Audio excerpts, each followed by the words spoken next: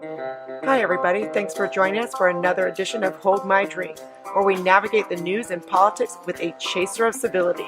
I'm your host, Jen, inviting you to grab your favorite beverage, sit back, and imagine with us how to create a new American identity together. Welcome to this week's Hold My Drink and Counterweight podcast with my co-host, David Bernstein. Today, we have Jason Miller with us. He is the host of the YouTube show, Native Liberty. And before we get started, Jason, did you bring a drink to this table to the table today? Yeah, just one of my favorite Coors Light. It's not really just a domestic beer, so Shame on you. yeah. David, what about you? We bought lemonade and vodka Nice. for a Nice. change. Yeah. So I'm doing a hot toddy. And it's so funny because here in Texas, when it drops down to like 90, you're like, oh, I feel a little chill. We can like get something hot. So that's, yeah, I think that it's cold and I've got a hot toddy. So that's me today. Uh, so Jason, I have to tell you, I have been, you don't know this, but you've been on runs with me this whole week. I Uh-huh. carry you around and I listen to you on my runs. Oh, And I have wow. to frequently stop because I'm just like, I feel like listening to you is like reading or talking to Helen Pluckrose. I'm like, Oh, I'm not. No, mind she's at another level. I'm like, blown. yeah. Well, I don't know what it is, but I'll tell you, you bring it down. And even that, I think that for me, I might need you to even bring it down lower, but you bring it to a place where you're like, oh, holy crap. Like, wow, that's what that is, you know? And I think Uh, that's what Helen does in Cynical Theories. And so I've just been, you've blown my mind this whole week while I'm running. Sometimes I have to stop and pause and rewind. But I've got two like intro questions for you. And my first is, when did you notice all the crazy going on? I mean, you have just done so much. I know from what I've heard about you, you've been doing research on critical race theory, critical theory, whatnot for years. But when did you notice and go, oh boy, this um, is yeah.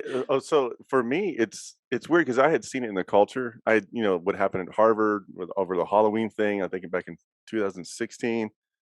Then the explosion of Jordan Peterson and how he got like trapped on campus. I saw all this stuff and I thought, okay, these are just your typical Berkeley one-offs, these schools, and these are just, child adolescent teenagers just going off without any, the romanticism of revolution. And I didn't think much of it. And then it kind of coalesced with the death of George Floyd.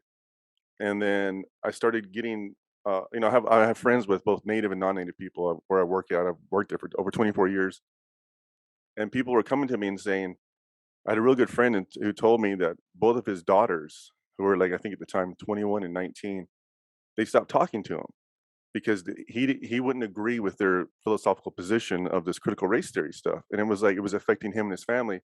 Then I had my native friends coming to me, and within my own family, asking me like, what is this? What's going on? I can't communicate with my son or daughter, and that was my first initial reaction with it. I was like, this may be something a lot deeper than I realized. I thought it was just a one-off here and there, and a random anomaly.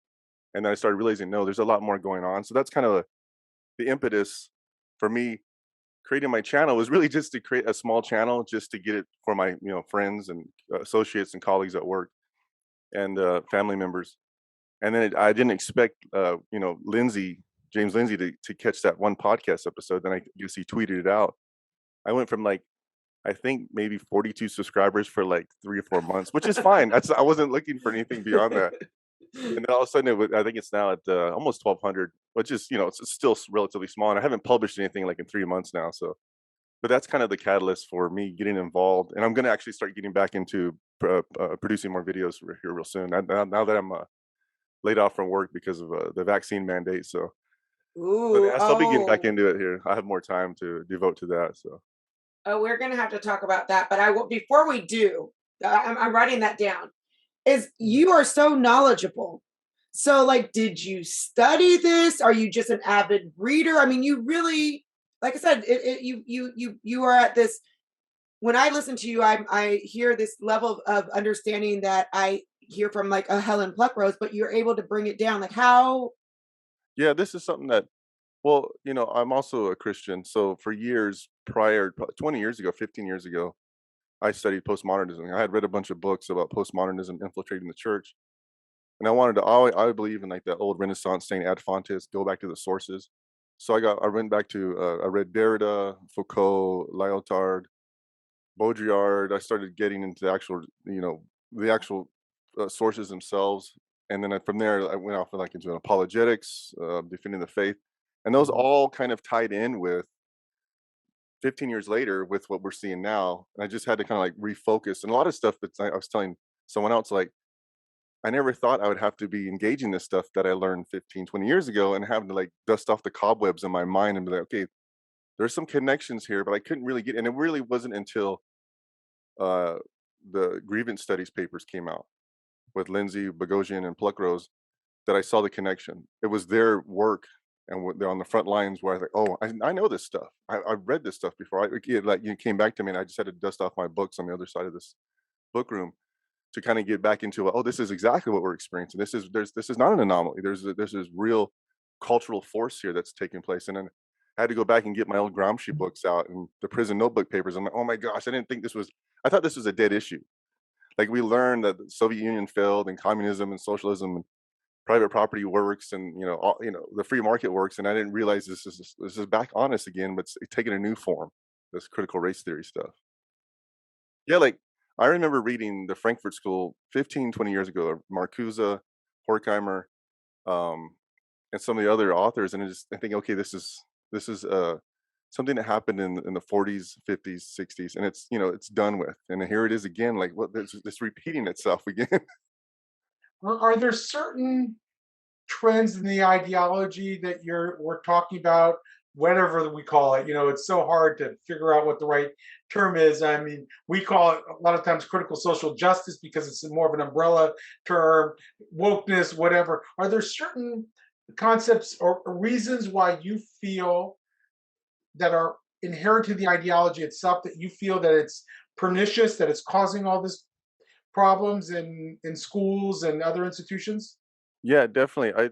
I see it as a resurgence. I mean, I know other people talked about this, everybody from Jordan Peterson to Lindsay, but it's I don't agree with the victimhood nature of it. I don't think that the way forward. I think for a certain slice in time, I'm a proponent of classical liberalism, where I'm very libertarian, but I hold, I guess you could say classical liberalism, and I believe that actually worked. A colorblind society is what we need to go. We're actually regressing from, and this notion that everything should be focused on race, and that becomes a central foci of your life, your identity of your race. I think that's actually a step backwards, and we're gonna, instead of actually solving racial issues, and there's real issues, I believe, real issues of injustice, within the United States Supreme Court, certain cases, regulatory law, and this is actually a distraction from that, and we're not going to get. And I think the term like equity, and just the fact that the language itself is based upon the postmodern conception of problematizing, that this is an Yes. ongoing, never-ending process. There's never going to be any point in time where critical race theorists or social justice warriors, whatever you want to call it, are going to say, okay, now we're finally equitable. Now we're finally equal. We can finally stop this. No, there's never going to be a point in time. It's going to be constantly. Once you hand over the reins to that, you'll never get it back. Right. I Right. view this as. I'm sorry. Go ahead. It's an act of deferring, Yes. and it's the gift that keeps on giving. Yeah. Yeah. Exactly. Yeah. Yeah. The curse that keeps on cursing. Yeah. Yes. What do Yeah. what part of it do you think is the most damaging to Native American psychology? I mean, that's you started out talking about that, and then you really dived into critical theory in more in general. But something must have like triggered something where you felt that this was very pernicious, Mhm. in particular to indigenous populations. Well, it started with friends of mine who I've known for over 20 years, and family members, and even within my own immediate family with my daughter. She was espousing certain ideas, and I just like, wait, hold on here. That like I can't believe you said that. You know me as your father, and you know my belief system. Like, why would you say that? Why would you focus on race as an issue? And I started hearing words like oppression and domination, uh, and that. structural racism, and then I kept hearing it from some of my friends from their kids were saying the same thing. I thought, okay, I guess my focus was that if we're not careful, we're going to lose that younger generation of Native American kids. They're going to see this as not as a cultural phenomenon or something to be studied, but as like the gospel truth. They're just going to absorb and digest this particular outlook, which I view Mhm. as very toxic in itself. And that's to me is where I got started getting involved in this. It was really to hone in and hopefully have like the parents become aware of what's going on, as well as hopefully the kids, their children would see. Because I really think this is, if it's allowed to fester and grow, this could be very well the end of civilization. Yeah, I just don't see it as, this is not a boon. We're like I said before, we're regressing backwards, and I feel like I had talked to, I think actually her name is Dawn. She was on one of my podcasts, and she had mentioned how the prevalence of TikTok videos, and that her own daughters were seeing constantly these videos. They were, it's like 15-second, 30-second videos, and it was about some non-native person decrying their white privilege. And you get enough of that culturally through osmosis, just every day, seeing these images and hearing people. You don't really investigate it. You just, oh, this is must be, this must be the truth. This must be what's out there, and it just kind of permeates the culture that way. And I'm so afraid that younger Native people will view this as a form of an impetus for revolution or social change. It's like, no, we actually had that in place. We actually had this thing called classical liberalism. It wasn't a perfect panacea, but it was the best we had because we're all equal on the same playing field. Yes, there was great social injustice in the past, and I'm not denying that. I have a bunch of books behind me that talk about that. I'm not arguing against that, but the way forward is to spread classical liberalism. Not to actually go backwards in time and to constantly look through this very colonial, postmodern view of culture that's constantly tearing the fabric of society to pieces apart. So that's kind of where I get. Oh, sorry. Okay, I want to ask you. So one of the things that I've been obviously, like you have, I'm sure, and following the critical race theory discussion at schools, and there's a group of people said CRT, denies history, or and then there are others that are just sort of denying that CRT is taught at all. And then what they'll tend to do is say that it's yes, CRT is not taught. However, we do believe that we should teach our kids how structural racism affects society. That's what you'll hear a lot of times. And it seems to me that that's what we mean when we say CRT is in the classroom. And that's what they mean when they say we should teach about racism in the classroom. And then the question I have is, well, A, do you agree with that? And B, do you believe that, what do you think we should tell our kids, if anything, about systemic racism? Yeah, see, that's the thing. As coming from, I can't deny, I'm both races. I'm half native and half non-native. I'm Hopi, Miwok, and German Scottish. So I can't ever deny either side of who my identity, who I am. And so I don't like it when I remember going to school and I had a very sanitized version of American history taught to me. And I remember thinking, this doesn't jive with what I know, from my grandparents, my great grandparents, my mother, what they've experienced on the reservation, and the the, Mhm. the trials that they've gone through, and and as I got older, the history of certain Supreme Court cases that have almost embedded like racial assumptions, in the language itself, like the relationship of the Native American to the government is a dependent to a guardian award relationship. The whole Marshall Trilogy and Supreme Court law defines Native Americans that they can have rights of occupancy but not ownership of the land. There's all this, and you look at throughout the history. There's that's what I was saying earlier. There's actual real injustice that we need to figure out as a society. But focusing on this I view it as a hasty generalization. This term white supremacy, um, this view that there's structural racism. I don't see it. And I guess what I don't like is the extreme position of teaching this very sanitized, clean version of American history, this like almost American exceptionalism, without talking about all the warts and everything that also happened, all the horrible injustices. Neither do I like the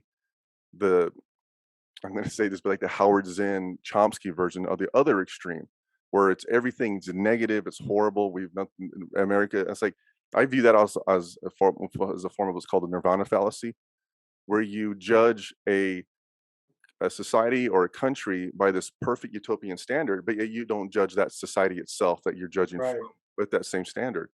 And so I don't want either one of those extremes. I always believe there's a nice happy medium where you inform students in the classroom, yeah, this is what's happened in history. And we did intern Japanese. We did treat Native Americans bad. There's the Trail of Tears. There's all these horrible injustices. There's a Dawes Act, the Allotment Act.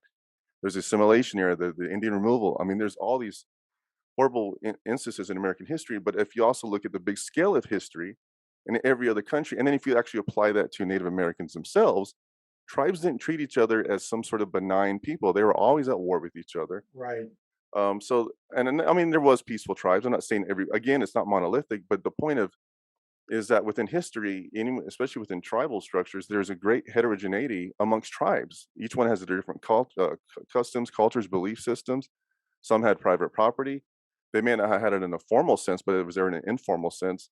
And so what I see also I've come across is that you'll get this almost Marxian adoption uh, of natives who say that because we never owned the land and private property, we owned it in common.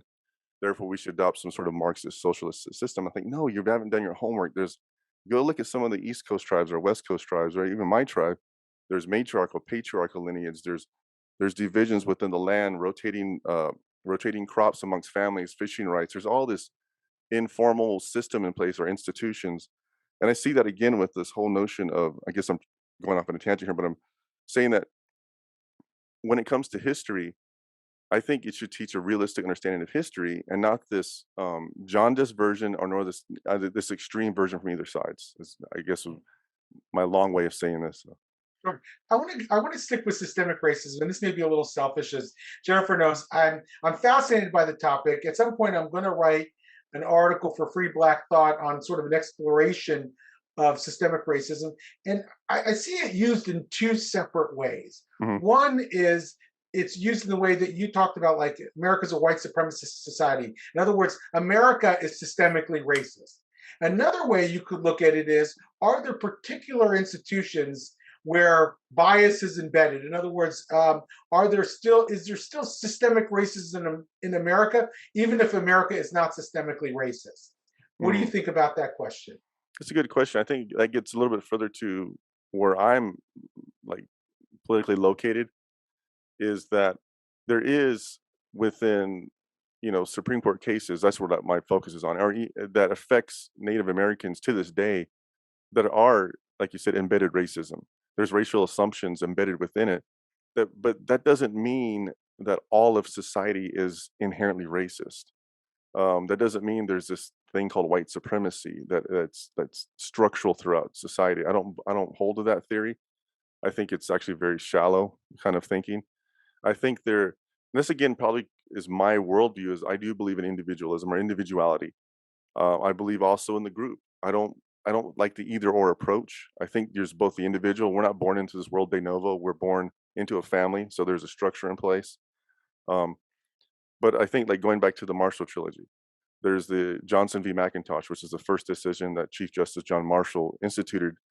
And the holding was basically that Native Americans, they have the right to occupancy, but not the right of ownership on their land, which means you've taken away their ability to transfer property, to privatize property, to use that property in a way to pull together for resources, to become part of society. So you've got an institution that's completely backwards. So like where I work at here, or where I did work at here, you've got the Pima tribe, and you've got these other tribes. You got my tribe, the Hopi tribe, the Navajo tribe, and it's like you can see the difference as soon as you just cross over from one territory to the next. From the city, you see wealth and affluence, progress, and then you go over to the reservation, and it's completely the opposite. It's like third world poverty, and it's not because of anything to do with the mind or cognitive faculties or the color of one's skin or any cultural factors. It's because I believe, as studying economics, that it's an institutional reason. And those institutions that are there in place are because of these Supreme Court cases that are still inherently racist. If that makes sense. But I don't see it as a white supremacy structural problem. I view it as specific cases that if they're overturned, that could go a long way in alleviating some of these issues. Right. And you're seeing it from a legal standpoint. If you took a Flint, Michigan, for example, where there was some serious problems in the water supply, there was a commission that was put in place by the Civil Rights Commission of Michigan, looked at it and ruled that it was an example of systemic racism. That there was a whole series of things from redlining and the like that are systemically racist. I don't know if any of those really involve the nature of the law. Mm, Um, but and it may be that the law with Native Americans is more likely, because it's so different than the rest of our jurisprudence in many ways, mhm. is more likely to have some embedded vestiges of racism than you might see in the in common law. But it's interesting. Yeah, go ahead, Jennifer. Want me to keep? Yeah, if you, no, if you were still had other questions, my questions are a little bit more banal. I know I get into the very esoteric. Um, I get into esoteric questions now, I'm latching on to Jason here because he uses, I'm obviously critical of critical race theory and Mhm. wokeness and the rest, but I also am looking for sort of middle ground, if you will, truth in between, as Jennifer would say, because I do believe that there sometimes are insights that we should look at. There are Definitely. systems levels analysis that we have that critical theory helps us think about, and so I like it when people like you are able to sort of go there and not dismiss It altogether every argument that yeah, it's an adversary makes. I think the hardest part is that as I've gotten older, I realize like, man, thinking is so hard. It's so easy to it's so easy to adopt a binary, I know that's such an overused word, but again, there's Right. like you said earlier, there is points in time where it's Mhm. actually a legitimate thing.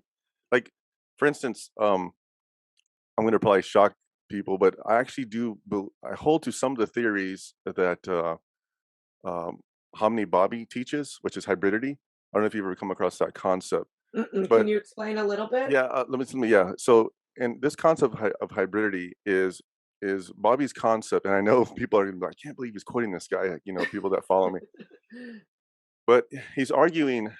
First of all, he's actually has in mind. He's critiquing Edward Said's notion of Orientalism, of this colonialism, and he's arguing that this notion of either or, of it's this colonial power and the colonized, uh, of the oppressor and oppressed class, is these you have it's too neat and tidy. Reality is not that neat and tidy. Yes, There's not this absolutely. fine line, he's arguing, and that within the blending of the colonizer and the colonized colonialism, there's this liminal space, this hybrid space where Mm, it could be hybrid, someone that's hybrid like me, of mixed races, or it could be the culture itself, and that there's this constant overlap between the two, and that's where cultural production, he argues, takes place, and that's the hard road that's always it has to be taken.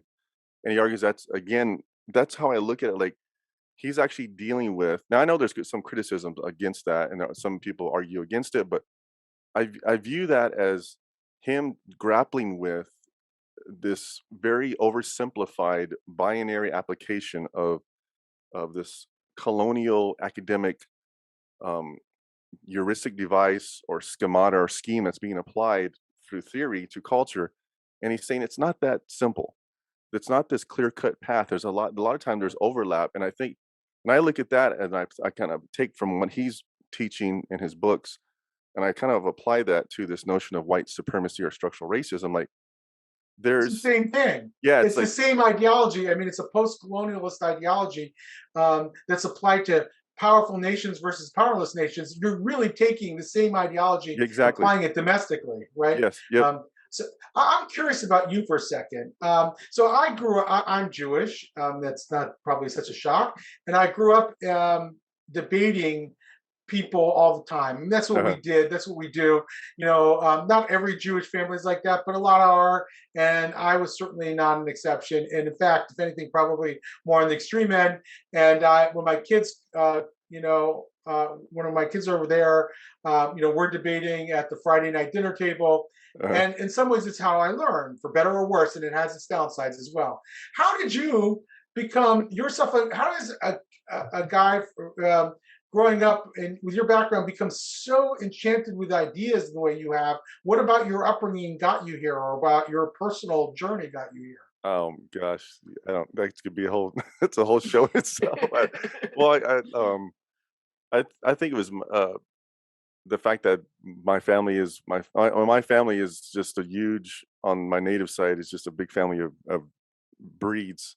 I've got cousins who are Hopi Miwok and Irish, Hopi Miwok German, Hopi Miwok. I've got cousins that are full-blooded Hopi, or Hopi Seminole, and Hopi Miwok and Kiowa. It's just a big melting pot in my family. So we were always taught from, as far back as I can remember, that my grandparents, my parents, to it was almost like just by default that you accepted everyone. We never judged anybody because how could you? I'm a breed child. I'm half. So my grandparents never looked at me as like a lesser of a human being or non-native. They looked at me as the grandson. Same with my parents. Same with all my cousins and my family. So I always grew up in that kind of awareness. But for me, it probably hit like when I was probably like 24, 25 after I had my daughter.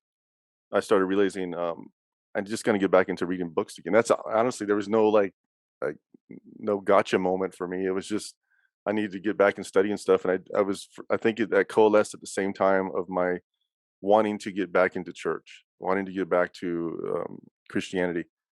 And then I actually studied for many years theology and trying to figure out because I was of the point of view that I was a big believer in the theory of evolution and all these different theories. And I thought, okay, if there is a God, if there's not a God, I want to know it, and I'm going to refute it if there is. That's kind of like when I took that position. And so years of studying and studying, and that led, of course, to study history and then political philosophy, and then, of course, into postmodernism, the Frankfurt School, on and on, critical theory.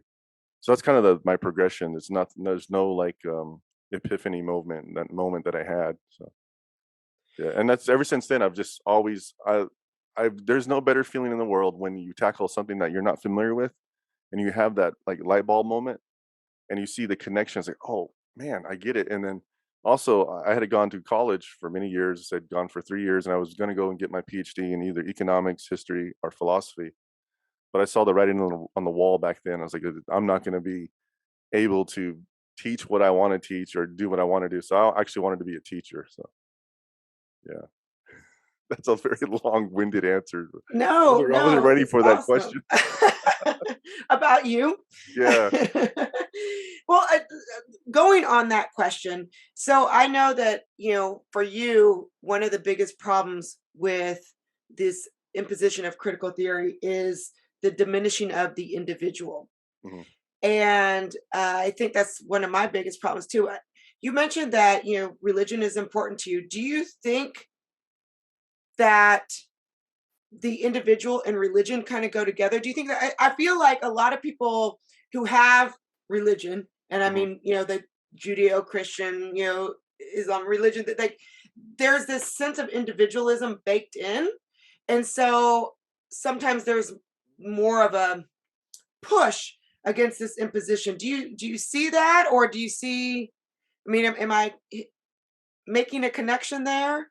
Yeah, yeah, I think so. I think within Christianity, there's both, I mean, going off what the Apostle Paul teaches, there's both individuality, there's different parts of the body, but they also come together to make the one body, the body of Christ, so the bride of Christ, the church itself. So I definitely see that based upon I think that's kind of one of I mean, that's debatable. Some people would argue with me that's not, but I would say that the the birth um, the Enlightenment also came out of as a reaction, of course, against the superstition of the church. But there was also that I think, bedrock principles of individuality or individualism, as well as I think other certain tenets within Christianity that helped launch the Enlightenment and helped launch what we have today. This American system of thought, this American ethos, I think, is also definitely dependent upon that Greek, Roman, Judeo-Christian foundation that I see that's slowly being eroded and pushed aside.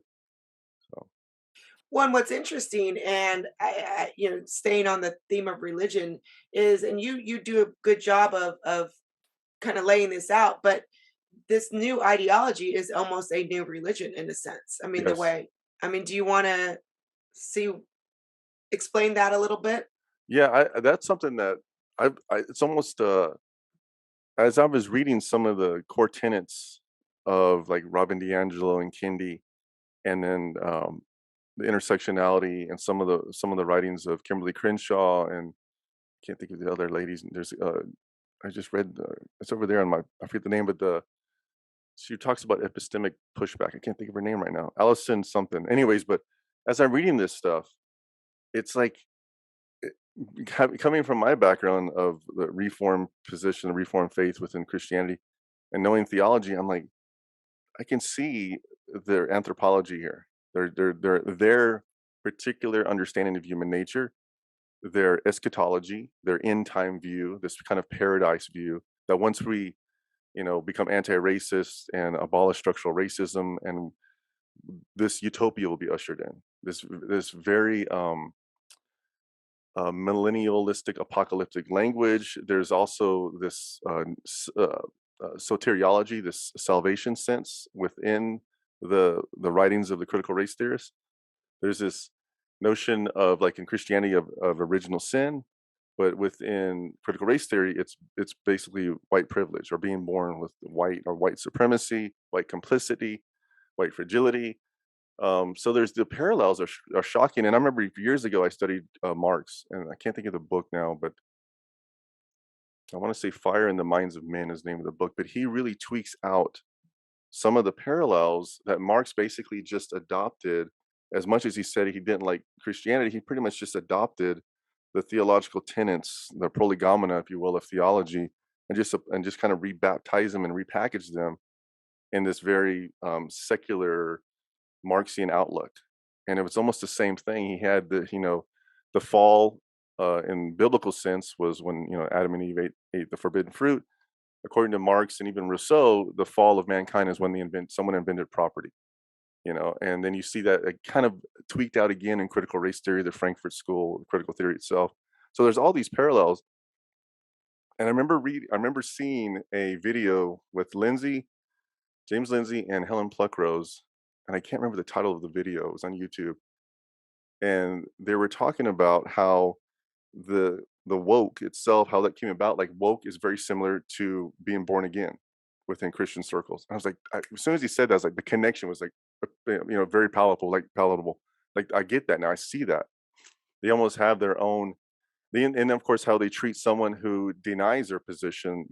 They can't have anybody that's considered a heretic. They're outside the faith. You're canceled.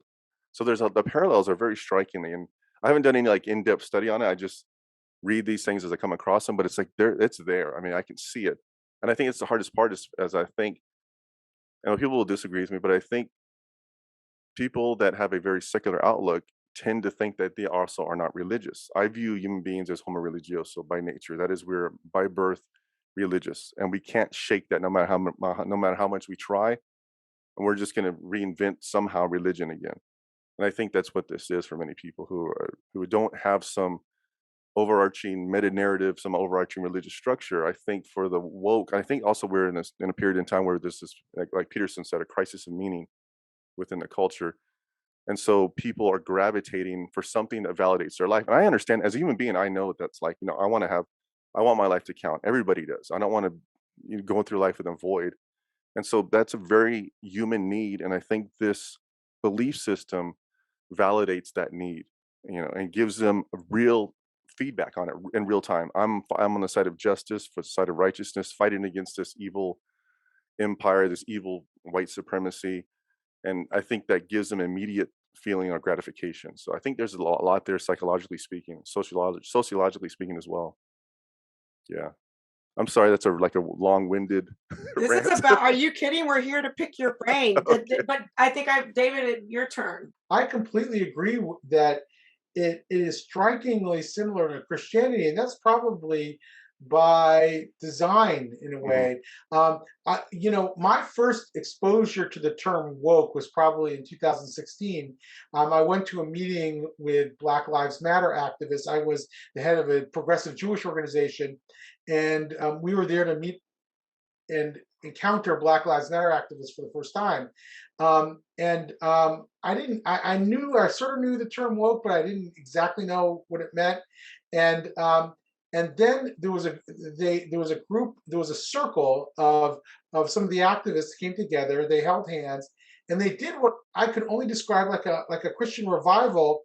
and someone said, I was asleep, and now I am woke, and there was a Oh lot of wow. amens, and I realized like this was really the Christian vernacular Yeah. here, Uh-huh. playing out in a obviously in a very different setting with a very different theological foundation, but it was drawing on the familiar tropes Yep. of Christianity that many of these people had obviously brought up with, but now needed to reinterpret it in a way that described their current condition, or as they saw it. Yeah, exactly. So Yeah. so I think that's it's fascinating. I think there's a lot of terms. Also, just the very idea that you can't question the faith. I mean, Yeah. is it's the only problem, and I've told this to some of my more religious friends who agree with me on the critique of wokeness, is that whereas Christianity and Judaism have calibrated themselves for many, many decades to living with and in um, enlightened societies and Western societies, they have their place in the society. Wokeness that has no such track record, Yeah, and exactly. and in a way, that's why Wesley Yang called it the successor ideology. In a way, it's meant to actually replace. It's replacement theory. Yeah. Replace the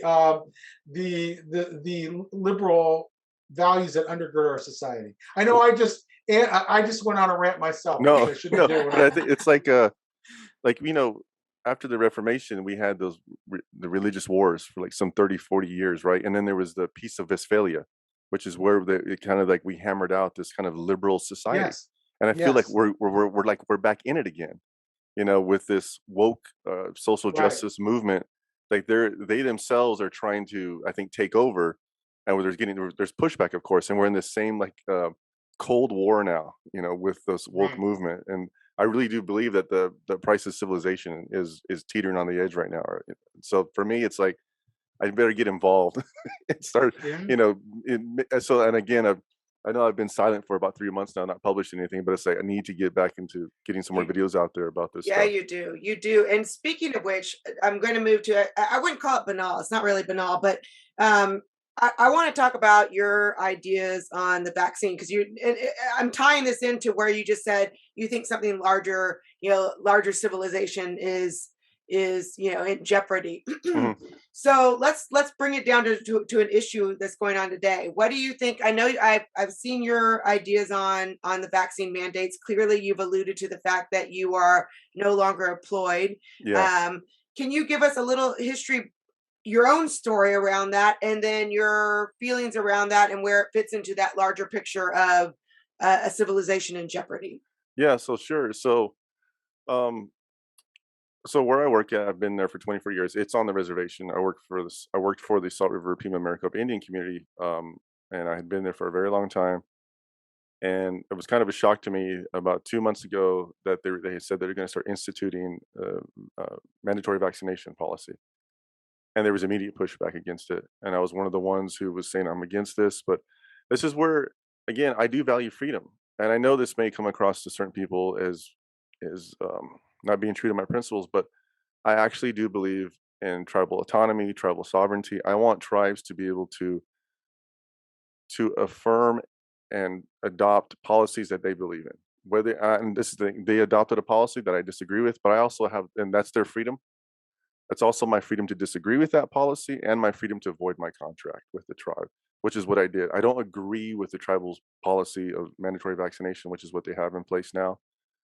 But I also believe, and it's almost, and I don't know if this is an apocryphal saying, but like what Voltaire said, I may not agree with what you're saying, but I will defend to the death your right to say it. So and this is almost like a very slippery slope, gray area for me because I've heard people say, but if you keep taking away people's access to certain things and then defending that by saying, well, that's freedom. But at one point, are you going to realize you have no access to anything? What if grocery stores start adopting this policy, and now I can't go to a grocery store?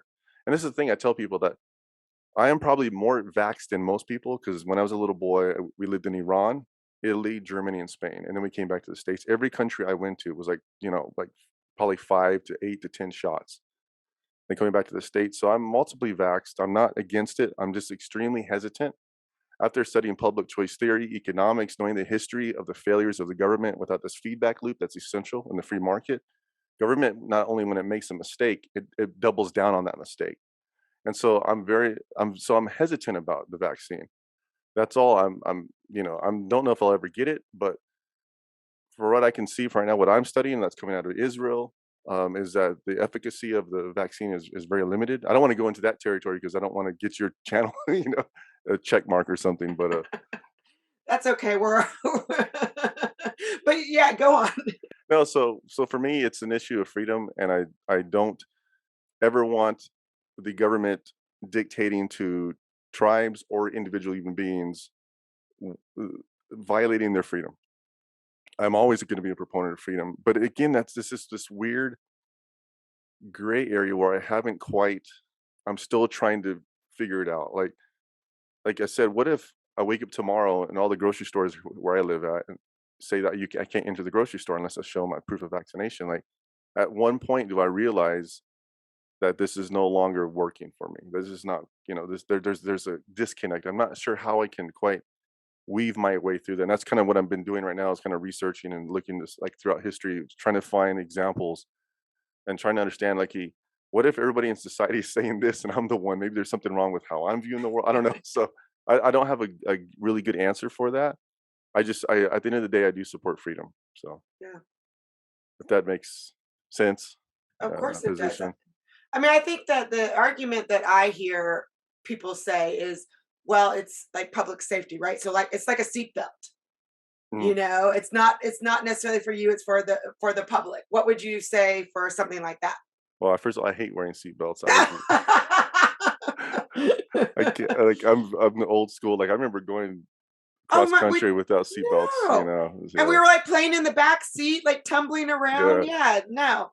So I remember going to the PX Navy base with my father and my mom, and she would go shopping, and he would drink a beer on the back of the truck, and there'd be other guys. And it wasn't. This is, I mean, of course, we don't want that nowadays. But I was like, this is a different. I grew up in a different time frame. Right.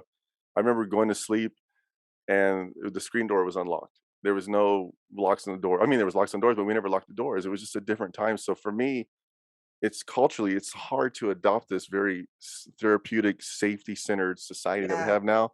It's like when I was a kid, I rode bikes and I crashed and flew over the handlebars, and I've got more scars on my body than most people. And then now it's like kids can't go outside with being completely padded and helmeted up. And I'm not saying, hey, that's, and again, that's their freedom and the parents' freedom to do what they want with their child. But for me, it's just foreign to me. It's hard for me to adopt that this new safety orientated policy or cultural ethos that's our culture has absorbed. And so for me, that's extremely hard to. And I feel like we're going down this road that we can't seem to get out of. We're not going to. I don't know. And so I'm sorry. What was the question? Well, I'm no, like well, I was just rambling. talking about seatbelts, but you Oh, said something about safetyism, and I wanted to touch on that because I wonder though if this like hypersensitivity to safety isn't part of what has made us as a society so pliable mhm. to the imposition of some of these views of the critical social justice. I mean, I wonder if those two are somewhat Crossovers. related. Hmm. Yeah, I would say so. I think there's definitely certain tenets within each. I think it's this. I mean, this notion that, again, I keep going back to the nirvana fallacy, but this notion, I've talked to people and I say, I work for government. I've had family that work for government. And there's this like mythical notion that somewhere locked in away in a room is a group of public servants trying to solve our problems. Like, that's not, people don't just magically go to Washington and then just transform and lose apathy and lose their vices. If anything, it becomes worse within a government structure. So I think there is definitely overlap between this view towards changing society from the critical justice point of view, and also this view that if we just trust the science or trust our politicians, trust our government, that it's that same overlap there that's in place. I don't know. I don't have like a thought out answer for that, but I do see the similarities there, and that our culture seems to be gravitating back and forth between those two positions, and are kind of coalescing, I should say. All right, David, before I get to more banal questions, Uh-huh. You're sending them back to the esoteric. Yeah, to Um, the esoteric. now, I've got a few closing banal. I'll close why with don't you that. go to Banal? We can always No, bring Jason back for the philosophical. That's I think all. I think we have time for one more philosophical. Okay. All right. Let me see where I'd like to take it. Um, what do you think can be done? This may not be so philosophical, but what do you think can be done to reverse the tide here? I hear two things run in my mind all the time. On the one hand, if we can organize people and bring out a critical mass of people to come out and say we want liberalism in our society, classical liberalism in our society, we can turn the tide. On another hand, there seems like a whole generation of people, your kids, my kids, have been exposed to this, not only exposed to this, but really inculcated in Mm. this, and they're going into the workplace and and changing the culture. Are Where do you come down? Are you an optimist, a pessimist, and what do you think needs to be done to maximize your optimism? I I wish I had like I wish I could say I was always optimistic. I seem to fickle. I fluctuate with whatever is on the news that day. I'm like, oh my god, you got to be kidding me! Is this like the one day is like worse than the next day? Is like this? Is this like some absurd dream that I'm dreaming that this is can't be happening, right? So, but I tend to be optimistic. I think that there is a true underlying American ethos that just is we're so different from the rest of the world. We really there is something here that is I think that is still and even in spite of critical race theory and this critical theory social justice, I think in spite of that, when you go to like middle America, you don't get that same feeling that you do in big cities. Like in San Francisco and Portland and New York, it's very different. There's a almost like I said on one interview, I was like, I'm almost like, is Twitter real? I mean, I'm not arguing it's metaphysical, ontological properties, but it's like, is it a heightened reality? Is it this cross? Or is it a liminal space? Is it a hybrid space? Is it it's virtual, but it's also reality? But it's like at the same time when I'm on Twitter, and I actually view Twitter now as I've been using it as actually a valid. I don't know. I hate to say the word institution, but I think it's going off what Michael Malice said one time in an interview. It's like you're seeing in real time opinions and what's trending, and that you're seeing in real time a data set of you put something out there or somebody that you follow put something out there, and you're seeing how many people like it and dislike it and the ratios of that. Now, again, that could be just completely false trend, but I think there's a certain value to that mindset, or not to the mindset, but to Twitter. And so I tend to be optimistic because of my Christian beliefs and my belief system. But then there's days where it's like, oh my gosh, I can't like this. I gotta tune off for a while. It's like overbearing. Like, what was it that just released 2 days ago that they're gonna send the FBI after domestic terrorists for parents objecting to critical race theory? I'm Mhm. like, just do other people not see this as a violation of everything that's our American principles? And then I go I'll purposely go outside of my Twitter sphere and go find people that are on the opposite side of the aisle, and it's like, oh my gosh, these people really exist, and they're just as fervently committed to their position as I am. I'm like, there is a real clashing of worldviews is what I see is happening right now in our culture. It's like we are in that 30-year war right now, this Cold War that's happening. This really is I think what I see too is that Gramsci's hegemonic takeover of the institutions has really happened right under everyone's noses. That people have been. I think the cultural war has happened since the 80s, and conservatives have been screaming about that. And I think most of society has kind of been asleep about that. And I think they're seeing it more and more every day. So to answer the Yeah. question, I feel I'm optimistic. Yeah, overall, 80% of the time is very optimistic. Yeah. And I think how you just combat bad ideas with good ideas. I don't believe in censorship. I believe you get enough exposure and enough people out there exposed to truth and good ideas, and why you explain to people why the classical liberal outlook, the Enlightenment, was a good thing. Why these principles are good. All right, so in ending up, I know you're coming from a Native American heritage or half Hopi. I've got to ask some like things about how in this new critical social justice ideology we've been talking about, you know, our Native American heritage. So, how do you feel about?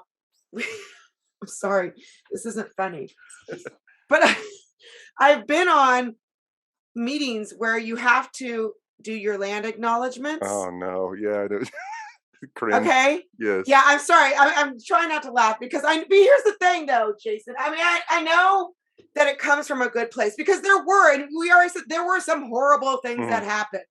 You know, Yes. I don't think anyone that I know denies that. Yeah. But the land acknowledgement things, and then this one that I was on, they started playing it. It was coming out of Australia, and they started playing a didgeridoo. Oh my gosh. Yeah. And again, like the didgeridoo is lovely, but Yeah. it was Yeah. all performance art. Exactly. Yeah. That's what it is to So me. yeah, okay. That to me is actually a good example of Judith Butler's performative act.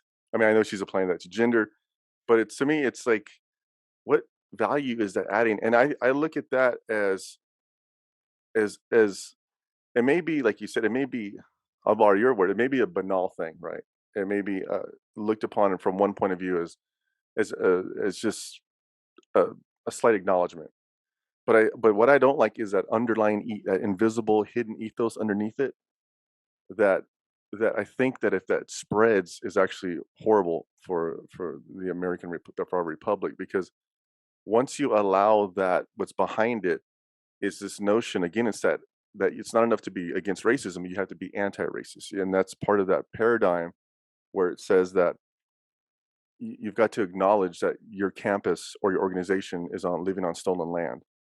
And that right now, that may be at a stage where it seems to be innocuous, but underneath that, I think is what's the dangerous part, because eventually they'll say, if you really want to be for diversity, inclusion, and equity, then you'll relinquish this land. You'll start hiring more Native people of color. It's like, I believe in merit.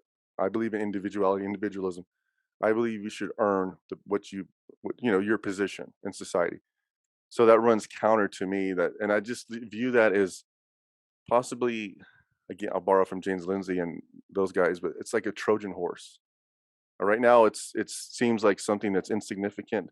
It's just a land acknowledgement. But I view that as also, from growing up from the native side, many of my cousins, we just look at that as extremely cringy.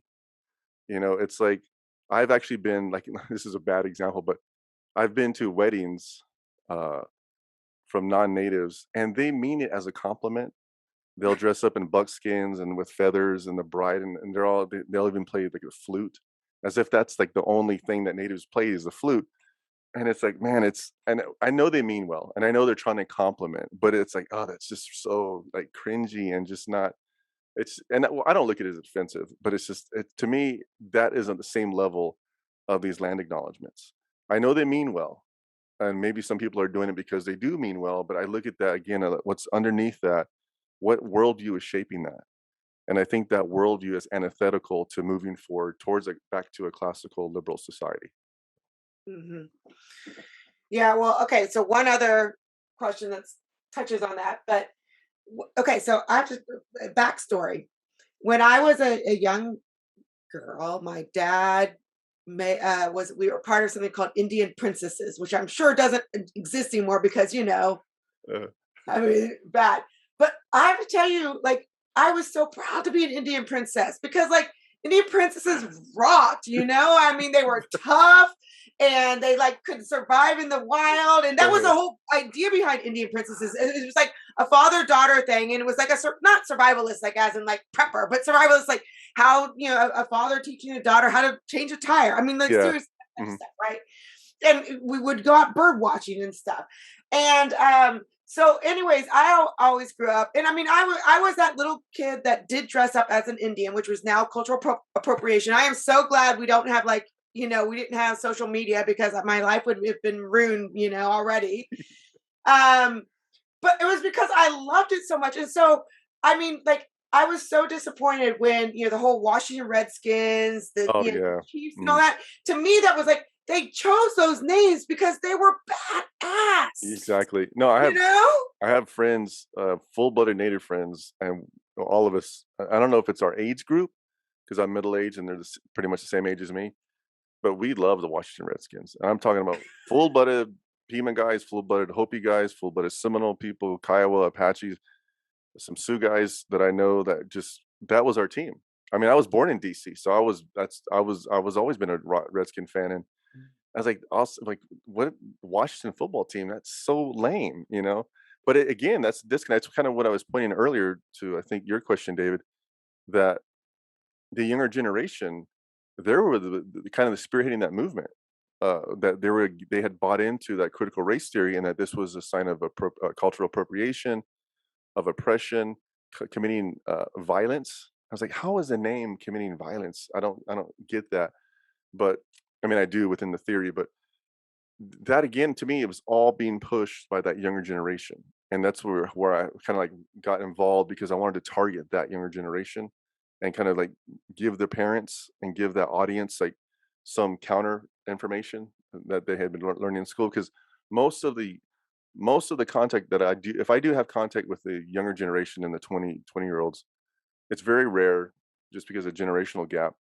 But we were completely on we're on like polar opposites of each other as far as being native. Their identity is almost a rejection of what they would view as a dominant culture. Where mine and my friends who are breeds or full-bloodeds, what we call FBI's, full-blooded Indians, their position is one of like give and take, of absorption, and of like actual just freedom of expression, freedom. Like, I like this team, I don't care what you say. I like this practice, I'll take some of this traditional, I'll take some of this Christianity, I'll do this, I believe in this. There's no, it's I don't know if it's a generational thing, if it's a Gen X thing. I don't know what it is.